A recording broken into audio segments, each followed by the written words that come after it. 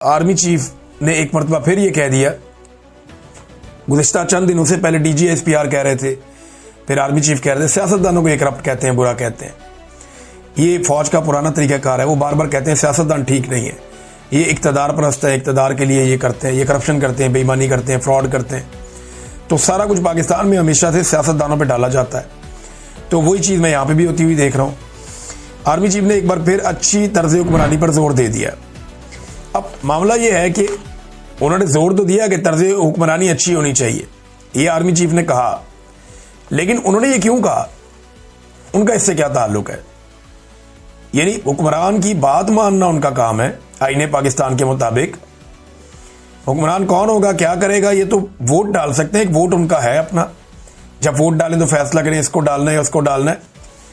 इसके अलावा वो नहीं बता सकते हुक्मरानों को कि हुक्मरानी कैसी करनी है, ये उनकी डोमेन नहीं है। हाजिर ड्यूटी ऑफिसर कैसे ये मुतालबा कर सकता है, मेरी समझ से बाहर है। यानी क्या ये शहबाज शरीफ की हुकूमत पर बैड गवर्नेंस का एक और इल्ज़ाम या टैग है जो जनरल साहब लगा रहे हैं कि जनाब इनकी हुक्मरानी ठीक नहीं है? तो हमेशा से सियासतदानों को बदनाम किया जाता है, हालांकि हुक्मरानी हमेशा एस्टेब्लिशमेंट करती है। इख्तियार और इक़्तिदार हमेशा पाकिस्तान के अंदर एस्टेब्लिशमेंट के पास रहा है, लेकिन वो कहते हैं जी अच्छी तर्ज हुक्मरानी होनी चाहिए। अब ये अच्छी तर्ज हुक्मरानी कैसे लाएं? अब इतने जूते पॉलिश करके भी शहबाज शरीफ साहब ने अगर ये सुनना, फर्ज करें शहबाज शरीफ साहब कल को फौज पे तनकीद कर दे तो उनके साथ क्या होगा? यानी सियासतदान के ऊपर फौजी तनकीद करे तो कोई मसला नहीं, फौजी के ऊपर सियासतदान तनकीद कर दे तो रियासत पे हमला हो जाता है, मुल्क के लिए खतरा करार दे दिया जाता है। ये बड़ी अजीब बात है। सबको अपने अपने आईनी और कानूनी दायरा इख्तियार में रहना चाहिए, उससे बाहर ना जाएं तो ज़्यादा अच्छी बात है। नादरीन, एक बड़ा इशू उठ गया और वो अली अमीन गंडापुर के हवाले से है। खबर जो रिपोर्ट की गई है वो फ़हीम अख्तर मलिक साहब ने की थी और वो पाकिस्तान तहरीक इंसाफ के लोगों ने उठा ली। सोशल मीडिया पे ये खबर फैल गई। फिर जो लोग मीटिंग्स के अंदर मौजूद थे उस मीटिंग में, उनसे कुछ जर्नलिस्ट हैं, उन्होंने बातें की, जैसे तारिक मतीन साहब कंफर्म कर रहे हैं, कुछ और सहाफ़ी कंफर्म कर रहे हैं, लेकिन फ़हीम अख्तर मलिक साहब ने ये खबर दी थी कि, और वो ये कह रहे हैं कि 100% ये खबर ठीक है, मैं अपनी खबर पर कायम हूँ। अली अमीन गंडापुर ने कहा कि 22 से ज़्यादा खैबर पख्तूनख्वा असम्बली के MPs के बयान हल्फी एस्टेब्लिशमेंट के पास हैं और इनके सर पर हुकूमत कायम है। अगर हुकूमत गई तो आपका हशर भी PTI पंजाब वाला होगा। फिर इजलास में इत्तफाक हुआ कि हुकूमत कायम रखी जाएगी चाहे जो हो जाए। इनसे इतना पूछें इमरान खान ने जो हदायत की थी उस पर अमल हुआ या नहीं हुआ, ये उन्होंने आगे कहा। फिर एंड में उन्होंने कहा जी मैं अपनी खबर पे कायम हूँ और मुख्तलिफ सोर्सेज से कंफर्म करने के बाद मैंने खबर दी है, लफज बलफज कायम हूँ, खबर का मुकम्मल रिकॉर्ड भी है, अगर खबर झूठी है तो कानूनी कार्रवाई आप कर सकते हैं। बाकी लोग जो हैं पाकिस्तान तहरीक इंसाफ के, उन्होंने दीगर चीज़ें भी इसमें बताई कि गंडापुर साहब ने कहा कि जो कहा गया मुबैना तौर पर कि मैं तुम्हारी नहीं एस्टेब्लिशमेंट की वजह से वज़ीर आला हूँ, वो चाहते तो एक दिन में मेरी हुकूमत गिरा देते, मैं उनकी मजबूरी हूँ। एस्टेब्लिशमेंट ने फाटा और अफगानिस्तान से मुतालिक कुछ फ़ायदे या काम लेने हैं। बहरहाल इस पर सनाउल्लाह मस्ती खेल साहब हों या बैरिस्टर गोहर हों, ये कहते हैं जी हम उस मीटिंग में मौजूद थे जो शुरू में हुई सितंबर के, और उस मीटिंग में गंडापुर ने ऐसी कोई बात नहीं की। अब गंडापुर या गंडापुर के जो करीबी साथी हैं उन पर लोग भरोसा नहीं करते। सोशल मीडिया ऐसा लगता है कि ये ज़हन बना चुका है कि गंडापुर साहब ने ज़्यादती की है और गंडापुर इमरान खान साहब की बात नहीं मान रहे, और ये इसका रिकॉर्ड है ना। देखें, इमरान खान साहब कहते हैं मुझे आके मिलो, ये जाके मिलते नहीं है, मिलने के लिए कोशिश भी नहीं करते। वो कहते हैं अफगानिस्तान जाओ, ये कहते हैं मेरा पासपोर्ट ही नहीं है, हालांकि ये बड़ी अजीब खबर है। वो कहते हैं ड्रोन पे FIR करो, वो ड्रोन पे ड्रोन हो रहा है, कुछ भी नहीं करते। इमरान खान साहब कहते हैं ऑपरेशन को रुकवाओ, ये कहते हैं जंग हम जीतेंगे। वो बिल्कुल एक अपोजिट इनका एक मौक़िफ़ है। इमरान खान साहब ने कहा बजट पेश नहीं होगा, इन्होंने पेश कर दिया। उन्होंने कहा अच्छा मेरे से मुशावरत के बाद पास नहीं होगा, इन्होंने पास कर दिया। तो ये जो सारी चीज़ें, वो कहते हैं जी मुझे मिलने आओ, ये मिर्ज़ा अफरीदी के फार्म पे पहुंच जाते हैं।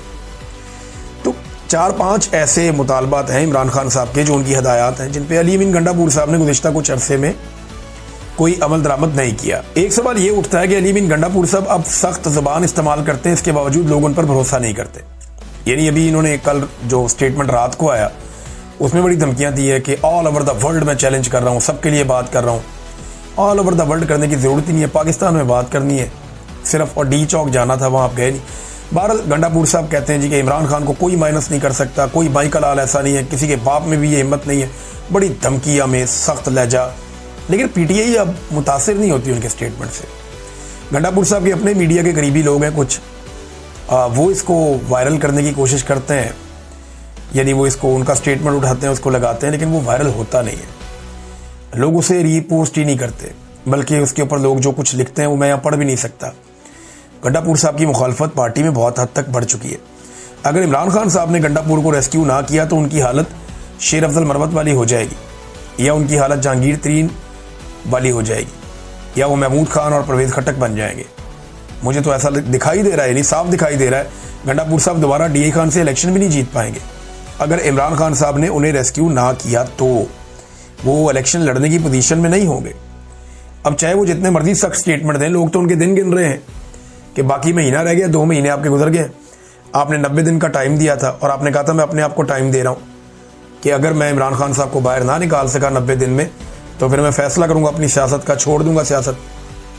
तो अब गंडापुर साहब के पीछे दिन रह गए थोड़े, लेकिन साथ ही साथ उन्होंने कुछ और स्टेटमेंट्स देना शुरू कर दिए हैं और वो अब अक्सर ये भी कहते हैं कि देखें इमरान खान ने अपना फैसला खुद करना है, एस्टेब्लिशमेंट तो उनके पीछे पड़ी हुई है, अब तो जो मर्जी करें। लेकिन गंडापुर साहब का वो कहते हैं ना, एक पंजाबी में एक मिसरा है बड़ा मज़ेदार शेर है, बल्कि जो बोल ज़बानों निकल गया वो तीर कमानों निकल गया, कि मुंह से आपके जो बोल निकल गया वो कमान से निकले हुए तीर की तरह है, वो वापस नहीं आता, वो फिर अपने टारगेट पे जाके लगता है।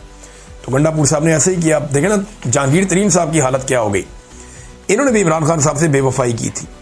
वैसे इमरान खान साहब की अजीब किस्मत है, जो भी उन्हें धोखा देता है वो एक्चुअली अपने आप को धोखा दे देता है। यानी मैंने देखा उनकी एक साबिका अहलिया जो है, एक ऐसी थी जिससे उन्होंने सेटलमेंट के तहत तलाक ली और वो उनके साथ अच्छे रिलेशन रहे, तो वो ठीक है। अब इमरान खान साहब की एक दूसरी बीवी भी है, अब उनके ऊपर मुबैना तौर पे ये एलिगेशंस भी लगे कि उन्होंने कोई माली फ़ायदा वायदा लिया है। लेकिन आप देखें कि उन्होंने इमरान खान के बारे में कितना कुछ कहा, कितनी नेगेटिव बातें की हैं। एक तरह का धोखा है कि आप एक बंदे के बारे में, उसके साथ पहले आपका निकाह है, बाद में आप उसके घर की बातें, और वो भी कोई झूठ कोई सच, यानी वो अजीबो गरीब जिनका सर पाँव भी नहीं है, वो बातें कर दी। और आप देखें उसका नुकसान इमरान खान को नहीं हुआ, उसी खातून को हुआ। ये अब एक रियलिटी है, आप इससे भाग नहीं सकते। जहांगीर तरीन ने इमरान खान साहब को धोखा दिया, अलीम खान ने दिया, देखिए उनकी हालत क्या है। परवेज़ खट्टक को देख लें आप, महमूद खान वापस इमरान खान के साथ शामिल होना चाहते हैं। तो जिसने धोखा दिया उनके साथ आप देखें वो पब्लिकली वो कहाँ पहुँच गए। अब जहांगीर तरीन साहब ये कहना शुरू हो गए हैं कि उन्होंने सियासत छोड़ दी है। वैसे छोड़ना ही बनता है, जो उनके साथ हो गई है। इमरान खान साहब को छोड़ के पब्लिक ने तो उनके साथ हाथ किया, एस्टेब्लिशमेंट भी उनके साथ हाथ कर गई। यानी